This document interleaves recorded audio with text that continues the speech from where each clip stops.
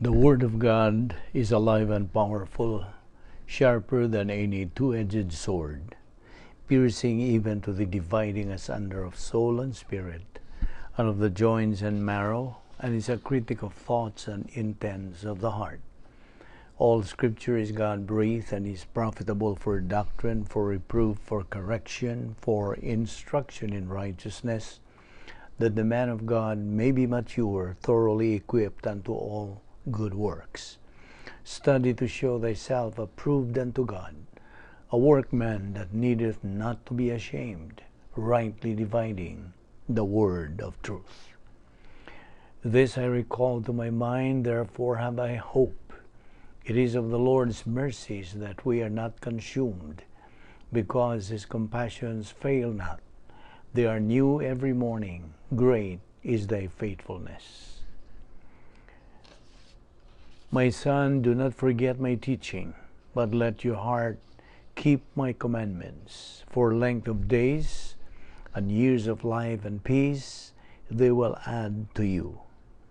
How happy are those who hear the word of God and obey it. For I am not ashamed of the gospel of Christ, for it is the power of God unto salvation to every one that believeth, to the Jew first, and also to the Greek. For therein is the righteousness of God revealed from faith to faith, as it is written, the just shall live by faith. Preach the word, be ready in season and out of season. Reprove, rebuke, exhort with great patience and instruction. For the time will come when they will not endure sound doctrine, but wanting to have their ears tickled, they will accumulate for themselves teachers in accordance to their own desires, and will turn away their ears from the truth, and will turn aside to myths. We have to note this, that we live in a day where biblical truth is considered hate speech, even among those who profess Christ. It is loving to tell the truth, no matter how much it may hurt the hearers. In preparation for our study of the Word of God under this ministry, the next few moments will be devoted to silent prayer, the objective of which is to make sure that we are filled with the Holy Spirit as we approach the Word of God. Silent prayer, therefore, gives you the privacy of the priesthood and makes the option of rebound or confession possible, if necessary. Therefore, let us pray.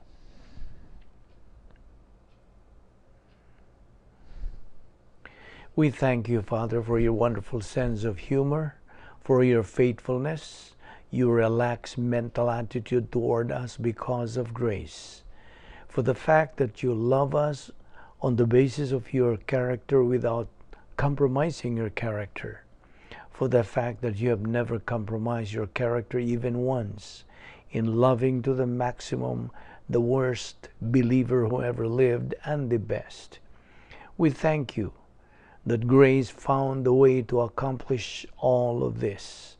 As we continue to study this great grace gift from Jesus Christ, may God the Holy Spirit enlighten us, for we ask it in Christ's name. Amen. Well, we are here once again in our ministry, in our Bible study, and we hope you are in good health, alert, with a clear mind, and alive and kicking, all because of God's mercy, love, courtesy, and grace. We don't deserve it, we don't earn it, nor work for it. Sa atong pagpadayon, sa atong pagtuon sa pulong sa Diyos, niya pamangkita sa doktrina sa sala, the Doctrine of Sin. Ug ato kining ipadayon karon. So if you are ready, ato na karong ipunting ang atong mga huna-huna niining atong pagtukion, paghisgutan niining adlaw. Unas tanan, sa atong pagpadayon sa paghisgot sa pagtulunan bahin sa sala or sin, atong timan-an nga mahinungdanon kining pagtulunana. Sanglit may labot kini sa atong katungdanan ingon nga mga magtuloo sa pagsaksi ngadto sa atong mga higala ug mga kaila bahin sa maayong balita sa kaluwasan. It has to do with our witnessing. Ato nang nasayran sa miagit ang pagtuon bahin niini nga ang sala dili na isyo sa kaluwasan. Okay? Ato naman ang gi-establisher. Sin is not the issue in salvation. Okay? Now, sa atong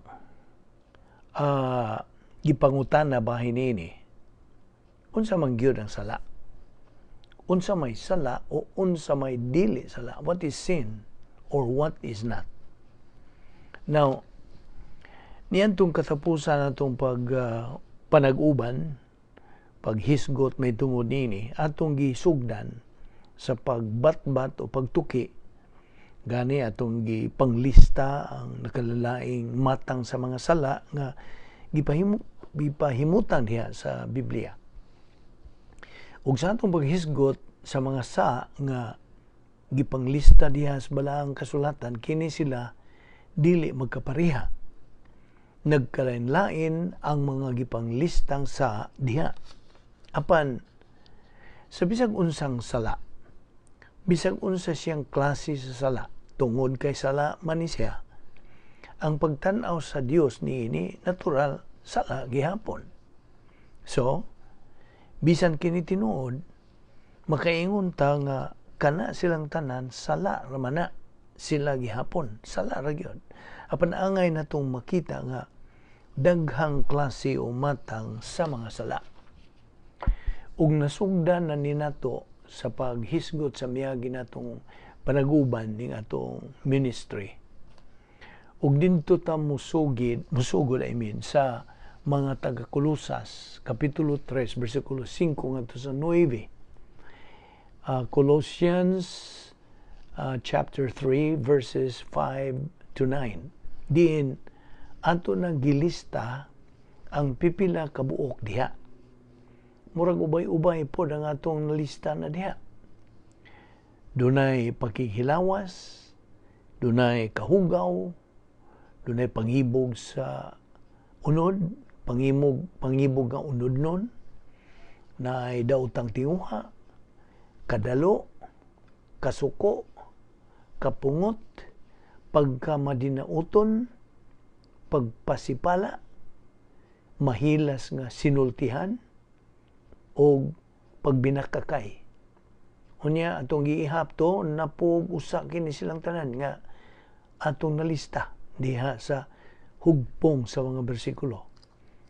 Colossians chapter 3 verses 5 and 9, dunay 11 kabuok ka mga sala nga gilista nga giapil sa mao nga mga bersikulo.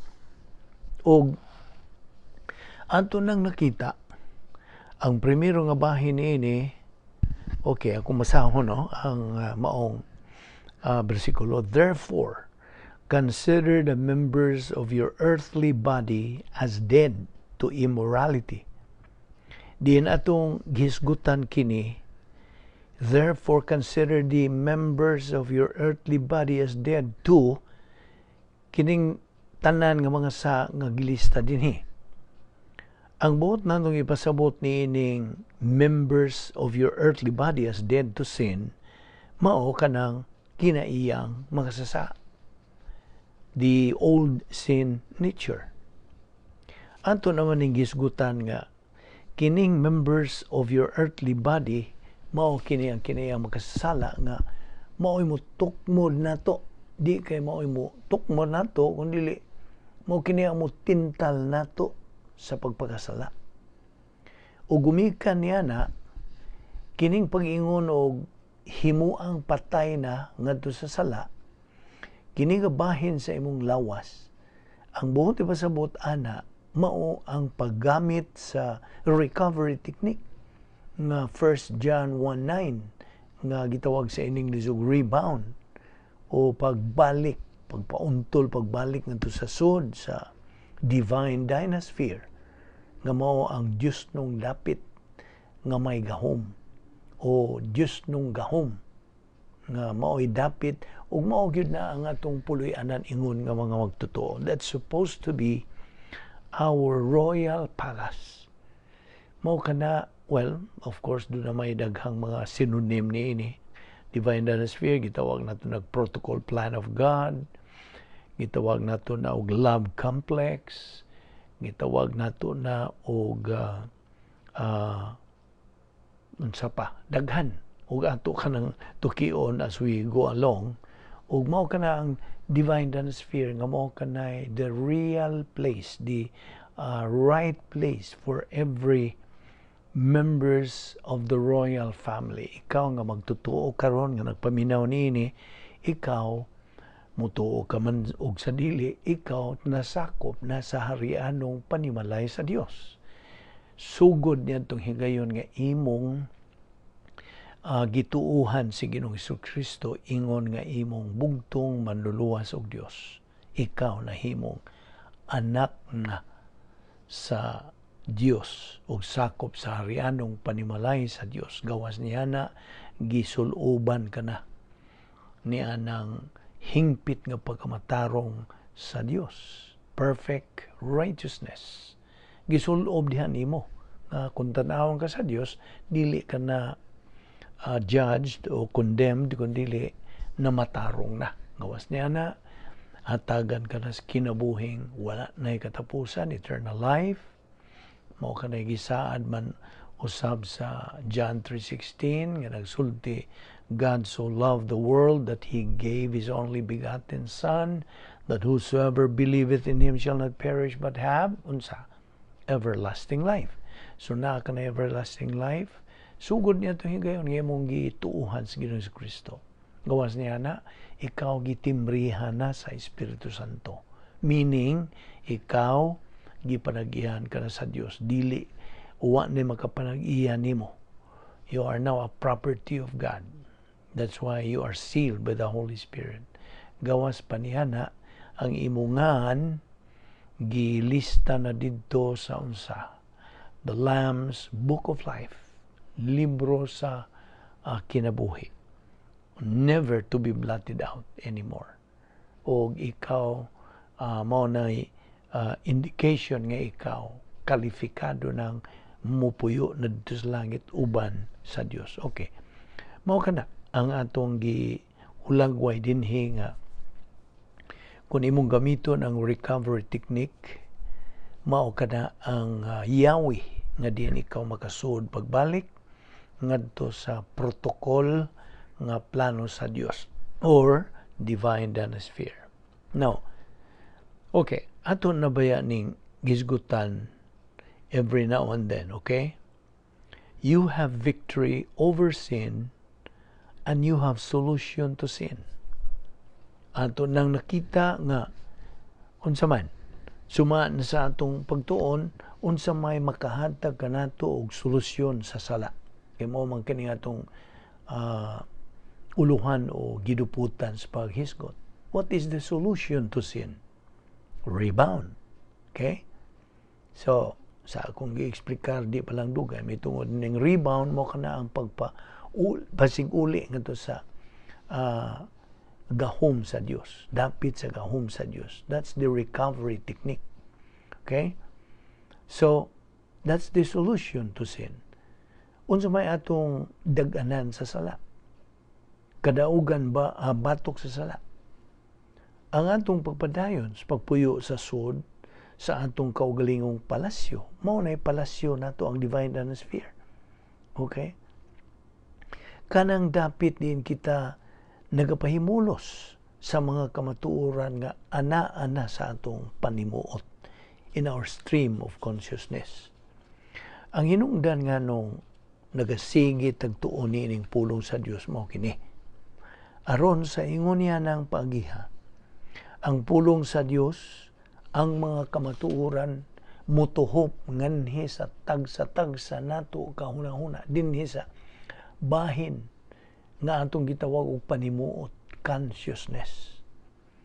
Tungod kay ang mga pulong sa Dios, kining mga kamatuoran nga ginahisgutan dinhi sa pulong sa Dios, hangtod nga mutuhop na kini ug magatuyok-tuyok na kini sa atong panimuot, wa kini hinungdan sa atong Kristohanong pagkinabuhi kun dili kana mutuhop. You may be reading the Bible day in and day out. You may be memorizing almost 100 verses a day. But all these things would be of no use to you as a believer until the truth, the doctrine behind all those words you have learned, you have understood, and now they are circulating in the stream of your consciousness. Tuyok-tuyok, nagalibot-libot na kana diha sa imong panimuot. Maubitaw na nga kapila na to, balik-balik ka dinhi nga kung maghisgot man galing tabahin sa kasalanan, kinahanglan nahibaw ta ang kadaugan batok sa sala ug ang solusyon batok sa problema sa sala. Ug kini imo lamang maangkon pinagi sa imong pagpadayon sa pagtuon bahin niini.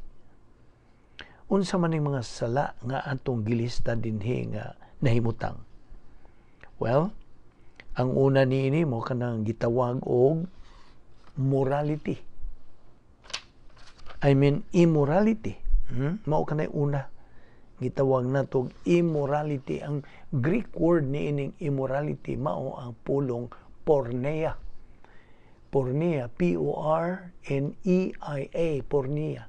Ug kini nakahulugan og fornication sa in English, that is unnatural sexual vices or any illicit sexual intercourse. Now ato nang gipahimutang kini sa miagitang pagtuon bahin niini. Atong giingon dinhi nga ang sex dili dautan. Kaya ang nag-create, nag-imbento niini, mo man ang Diyos. Dili dautan. Ang problema lang, nagyabag na ning sex karon tungod sa pagkadautan sa tao. Ug angay natong makita kung asa dapit ang boundary alang niini. Ug ato nang nakita kining hisgutan dinhi, porneia means fornication. Kining fornication, mao kini ang gitawag og sexual intercourse outside of marriage. Ang adultery, mao'y sexual intercourse within marriage, pero dili ang imong pares sa kaminyoon. O mao na, nga angay na itong maklaro kung unsa kining immorality nga gisgutan dinhi.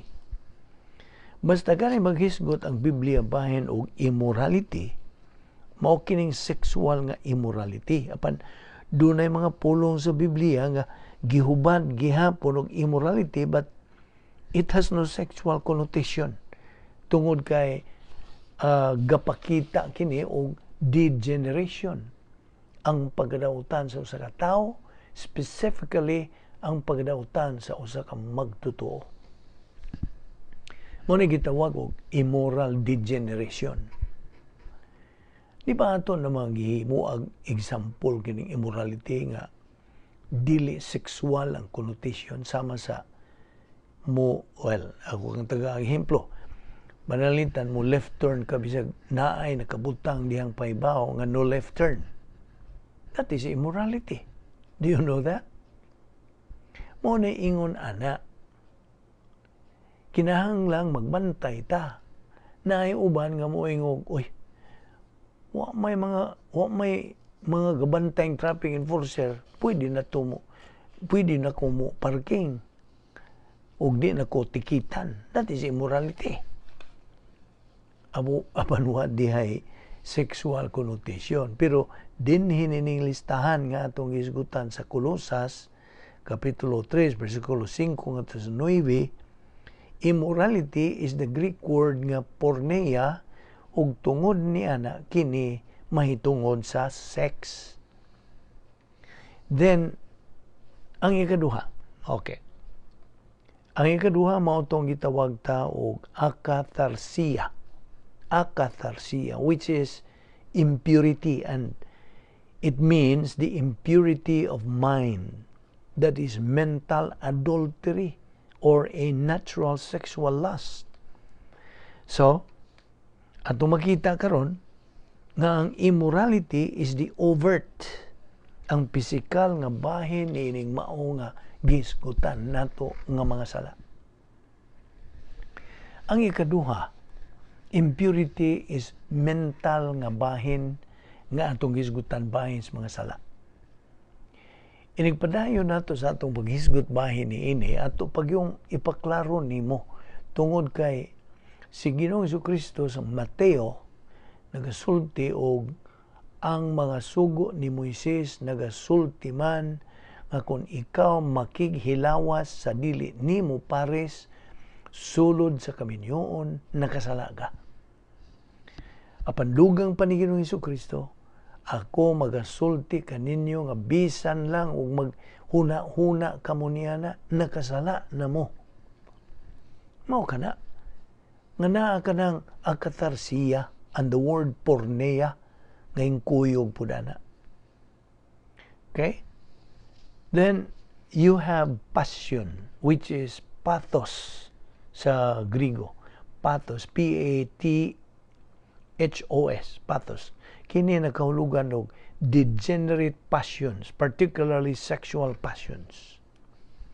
Okay? Mao kana ang sunod. Ang ikaupat, mao kining evil desire, epithumia, o kini nakahulugan og evil lusts or desires. Okay? Ang sunod, mao ning gitawag og kadalo. Ang Griego nga pulong, pleonesia. Kini nakahulugan og having the will to have more. That is, inordinate lusts or desire, way pagkatagbaw. Then you have anger, which is orge, O-R-G-E. And it means anger generally caused by jealousy o gisundan kini sa wrath, which means emotional turbulence or tantrums. Basically, pupariha na sila. Then, ang sunod mao ang malice, kakiya sa Griego, meaning depravity, evil directed towards someone. O, by the way, ato kining gipanghisgutan, ayaw mo pagunahuna nga kining gipanghisgutang mga sala o atong hisgutan para nis mga di magtotoo, unbelievers. Dili. Paminaw. Kining tanan nga atong hisgutan nga mga sala para pod sa mga believer. Which means, kining mga sala mabuhat sa mga believer, mga magtotoo. Mahibuong katingalig mo ingon ka, ha? Mabuhat din is mga kining mga sala as mga magtotoo? Oh yes. Mabuhat nis mga believer. You see, ang mga magtotoo, ang atong gisgutan, kung bahin as mga sala. Okay? Mga magtotoo ang gisgutan din eh. Kaya siguro kung magkapangutanag yung kag, tinuod bagod nga makahimo ang mga believer ang mga saa? Yes. Tinuod, makahimo jamo. Matulpas, paisano na kung tagalubok, makahimo jamo. Mahinungdan, nga gikinahanglan atong tun-an kini mga salaa aron atong mahibaw-an labi na kanatong mga magtotoo ug moingon unya tag uy sa man di ining ingon ana ug mao kanang gisangkapan ta sa Dios og grace recovery technique sa 1 Juan 1:9 nga ginganan sa English og rebound aron maudayon kanay atong hulbuton gikan sa atong kardiya mentality of our soul o gamito nato diha human ta mo lukapa tungod sa atong pagpakasala. Mao nay winner believer. Just keep on keeping on aron maka barog ka o makakinabuhi ka sa spiritual nga kinabuhi, spiritual life, pinaagi sa pagpadayon sa pagsibog sa unahan. Mao na rebound and keep moving. Okay? Now, padayon tas paghiskot sa sunod nga gilistang sala diha sa atong teksto, Colosas 3:5-9. Unsay sunod nga sala nga nakalista diha? Ang sunod, slander. Sa Grigong pulong, blasphemia. O kini nakahulugan, to speak against someone in such a way as to harm or endure his or her reputation. Ingon na itong pagdaot ba? Okay? Pagdaot. Mao nang ang pulong blasphemy hinggawas, ana. Kay kung naa kay gisulti batok sa Dios nga dili mao o dili sakto, dili sibo, na makahimo tag blasphemy kana, nakahimo tag blasphemy ana. Okay? Then ang sunod mao ang gitawag og abusive speech. Abusadong inistoryahan. Pero sa binasaya nga Biblia gisulti diha og mahilas nga sinultihan. Naambot og unsaon ninyo pag-translate ana kay diha it says abusive speech. Aiskrolohiya, and this means obscene, foul language, shameful or ugly speech involving culturally disapproved things. Unsa man ning buot pasabutan ni? Abusive speech or kining mahilas? Unsa may mahilas nga sinultihan? Well, ibaw mo unsa? Mahilas ng mga sultihan, pamalikas. That's why it means, abusive speech, pamalikas. Ang sunod, nga sala, pamakak. Ang Grigong pulong, pseudomai. It means not only the communication of a falsehood, ang pag-manufacture o bakak, but also the intent to deceive. Na doon ay tuyo nga pagpangilan. Ang pagpangilan, bakak man na. Di ba? Like for example, moingon ka nga mulukat kag lisensya. Unya ang lisensya, malukat lang nimo, kinahanglan kag edad nimo 16. Pero imong edad kay 15 pa man.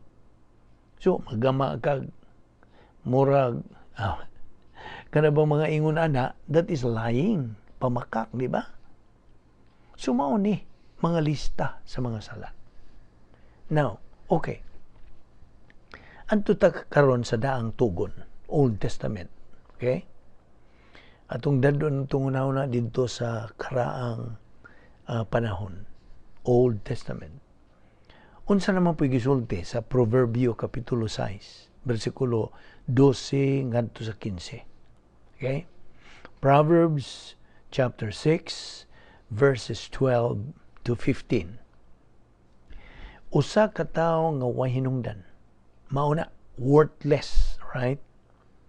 Usa ka tawo sa kasalanan, mao siya nga nagalakat nga may usa ka masukihong baba nga nagapangidhat sa iyang mga mata.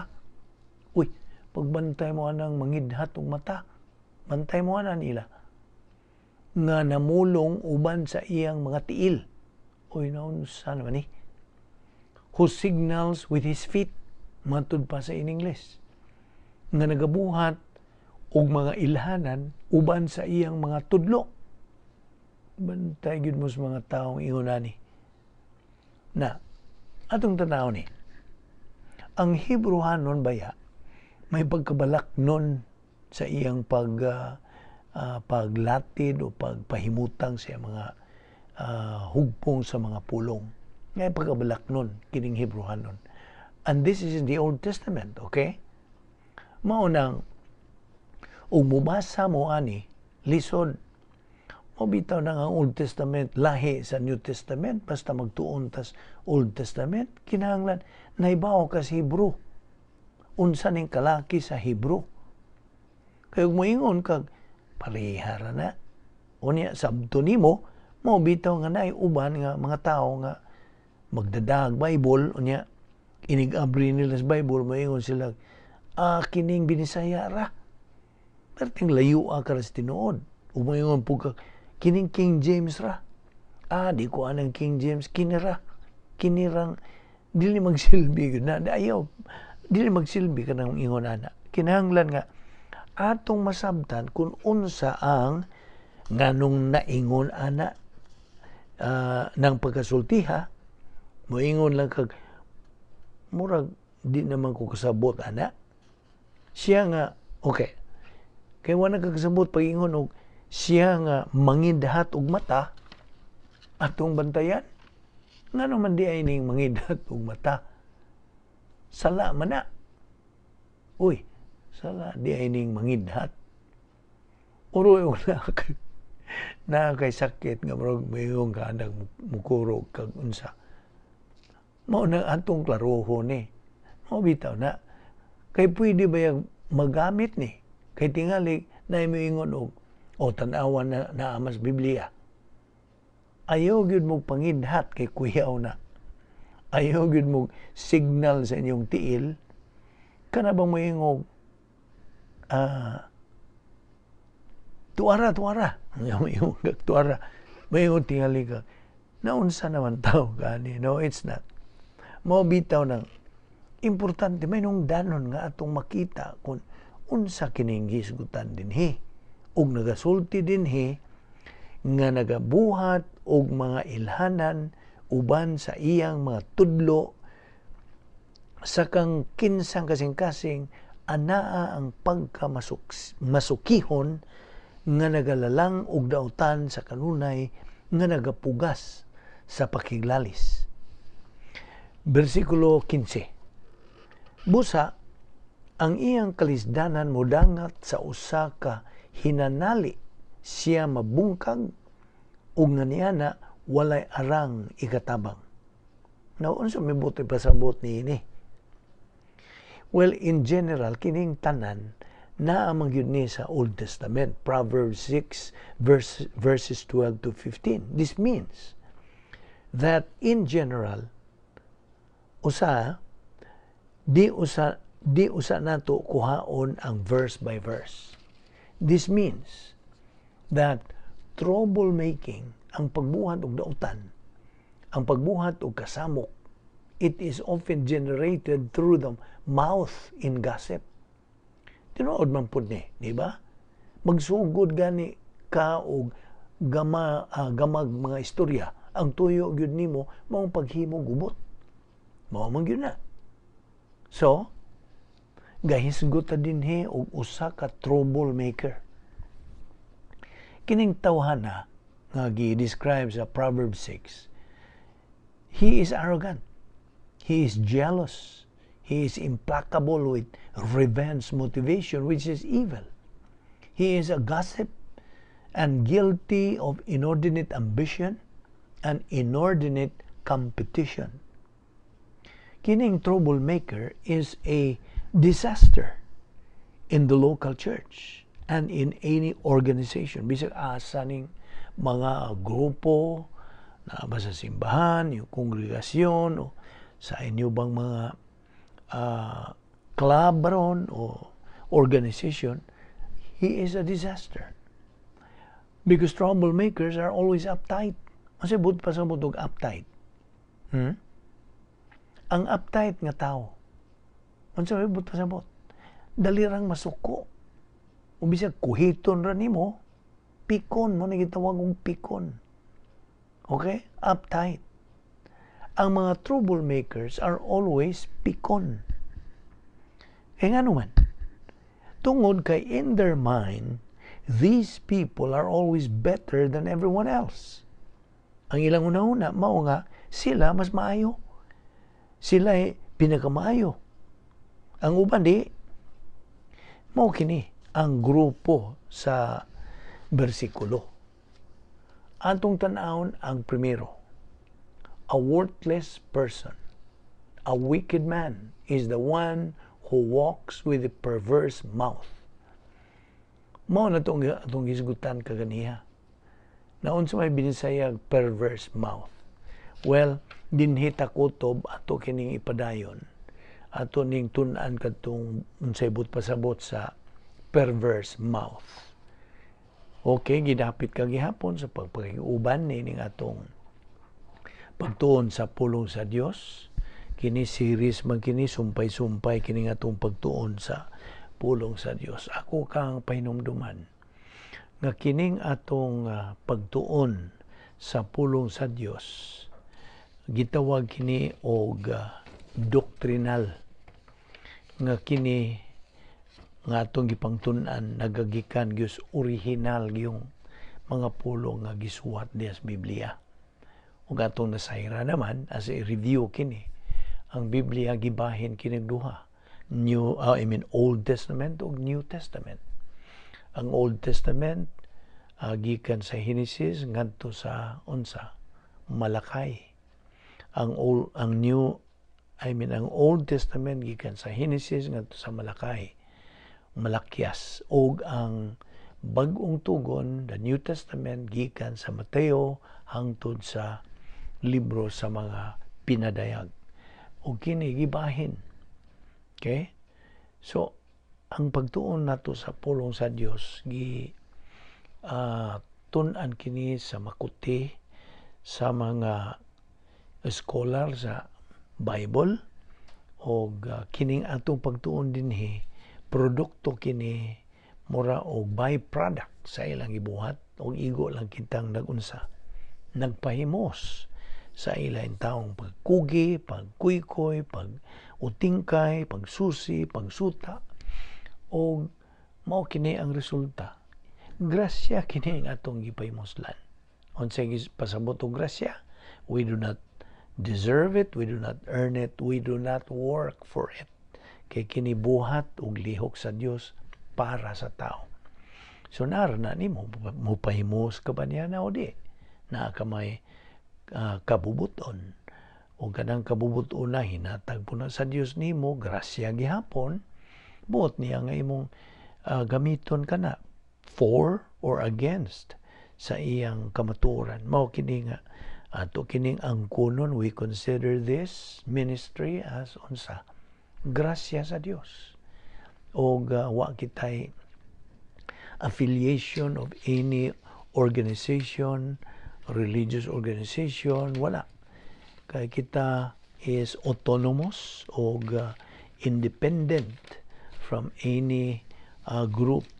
Kita base lang kini atong gisgutan sa pulong sa Dios. O mao kini ang tahas nato nga sabwag, pagsangyaw nining maong kamatuoran ug labi na sa maing balita sa kaluwasan nga gitanyag sa Dios pinagi siyang bugtong anak nga si Ginoong Kristo.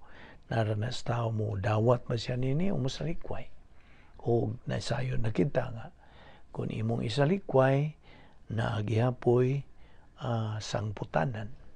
In every decision we make in life, misana in general, kita ra gihapon ang answerable, responsible, and accountable niya ng desisyon na. Busa, kung malikon nga gidapit ka gihapon sa padayon sa pagsunod ning atong Balbido Evangelistic Ministry kay God's Word, the Gospel, is not only the power of God unto salvation, but also it is a means of His comfort and hope. Because through hearing God's Word, God's Spirit reminds the hearer of His constant presence.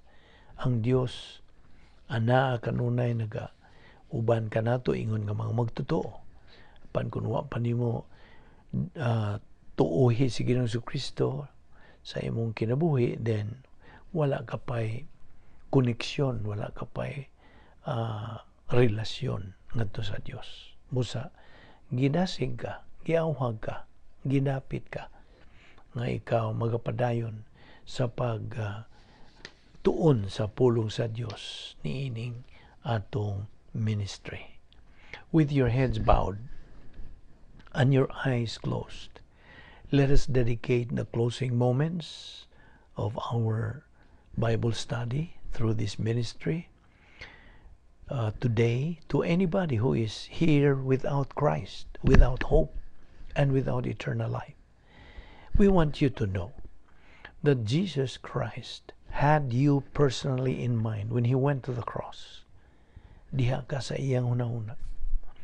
And every sin that you have ever committed, past, present, or future, has been imputed to Him and judged. So that right where you sit, right now, diha sa imong nimutangan, you can have eternal life by simply believing in the Lord Jesus Christ. Si Ginoong Jesucristo, maoy mi angkon sa imong dapit, took your place on the cross. He was judged for your sins. He carried all our sins in His own body on the cross. Our sins had been judged. The door of salvation, the door of eternal life is now open. Bukas na. How do you walk through it? Anyone who believes in Jesus Christ shall never perish, but have unsa eternal life. John 3:16. Diha sa imong nimutangan karon where you sit right now, you have the opportunity, you have the freedom, and you have the privacy to believe in Jesus Christ. Ngano? With your head bowed, your eyes closed, that means you have privacy in your soul. Your soul is where you think. Your soul is where you make your decisions. Volition or free will belongs to the soul. And right now, in the privacy of your soul, forming these sentences in thought only, inaudibly, you can tell God the Father that you are believing in Jesus Christ. And that is the moment of eternal life for you. Your option, your opportunity. Therefore, believe on the Lord Jesus Christ and you will be saved.